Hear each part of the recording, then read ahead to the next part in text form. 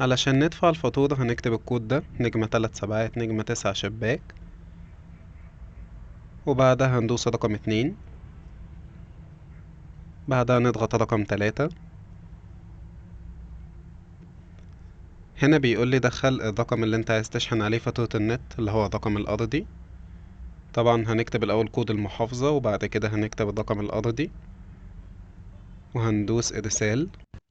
طبعا انت لازم يكون عندك محفظة اتصالات قبل ما تدفع الفاتورة بالطريقة دي، ممكن تفتحها من أي فرع اتصالات. هنا بندخل رقم التليفون تاني وندوس إرسال.